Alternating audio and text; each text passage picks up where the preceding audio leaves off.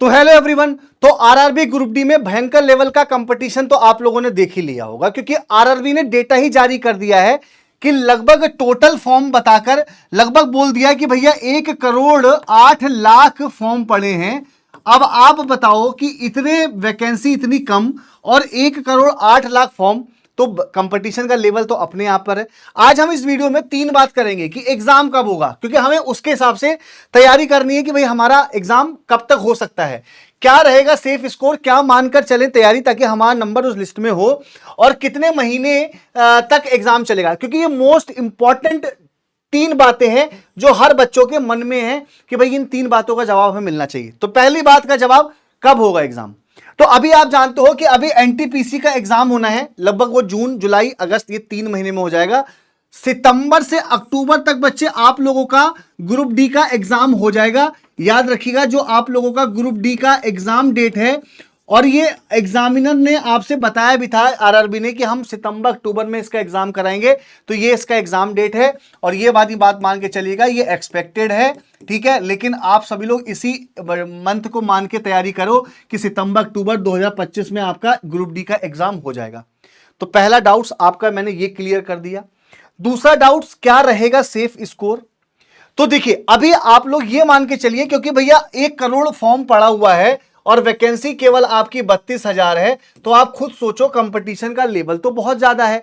तो अभी देखिए, आपके नंबर 80 आ रहे हो या 80 नहीं आ रहे हो, ये आपके ऊपर है, क्योंकि इतनी भयंकर लेवल की बेरोजगारी पे 80 नंबर प्लस आपको रखना पड़ेगा बिल्कुल किसी भी हाल में। ईडब्ल्यूएस वाले भैया 75 नंबर से कम मत लेके आना, क्योंकि पिछली बार ही 50-60 नंबर गया था, जबकि 1 लाख वैकेंसी थी। ओबीसी वाले बच्चे भी जनरल का कॉपी मारेंगे, क्योंकि ओबीसी 47 लाख फॉर्म पड़े हैं। एससी 70 नंबर लेके चलेंगे। और ये मैं फिर से बता रहा हूं, ये आप लोग अपने एसटी यानी कि स्पीड टेस्ट में अपने नंबर इतने बना के चलो। स्पीड टेस्ट जो आप लोग देते हो टेक्स्ट बुक की, वहां पर अपने नंबर इतने बना के चलो, ये एक सेफ स्कोर है।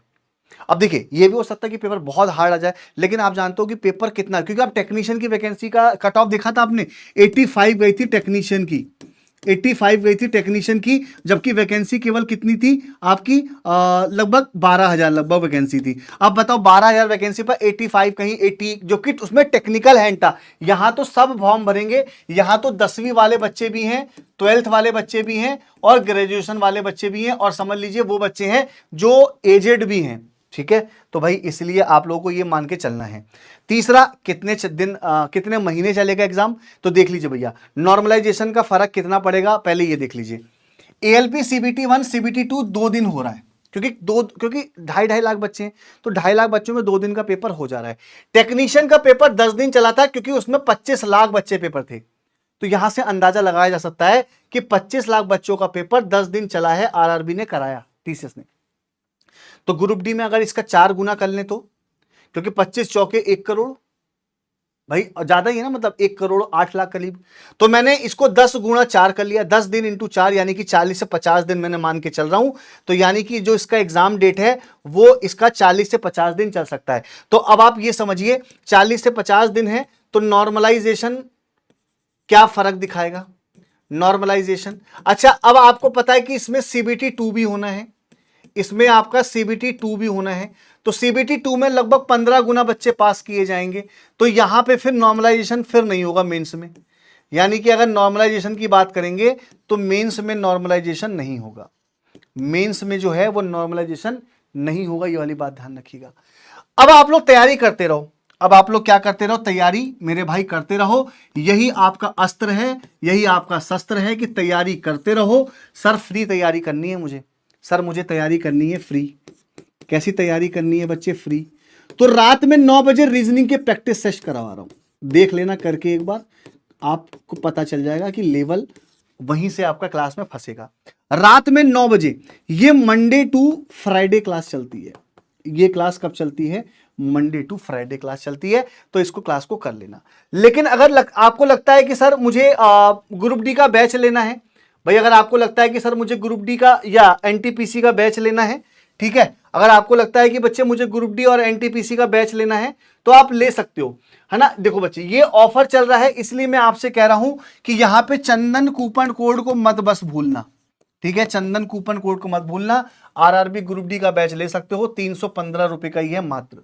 इसमें मैं आपको थ्योरी पढ़ाऊंगा, मतलब इसमें आपको थ्योरी पढ़ाई जाएगी, ठीक है। प्लस प्रैक्टिस करने रात में 9 बजे आ जाओ, प्रैक्टिस करने कितने बजे आ जाओ, रात में 9 बजे आ जाओ, तो दोनों तैयारी हो गई आपकी बढ़िया से। थ्योरी भी यहां से तैयार हो रही है, प्रैक्टिस भी यहां से तैयार हो रही है, रीजनिंग में फुल नंबर लाना है और 30 क्वेश्चन रीजनिंग के आने। तो भाई क्यों पड़े हो चक्कर में, कोई नहीं है फिर आपके टक्कर में, अगर तैयारी अगर आपको बेस्ट करनी है तो। ये जो 3 जानकारी मुझे आपको देनी थी मैंने आपको अच्छे से दे दी है। तैयारी करते रहो रेलवे टेक्स्ट बुक के साथ, उम्मीद करते हैं बेहतर ही परिणाम निकलेगा। ठीक है, मिलते हैं next. Thank you so much.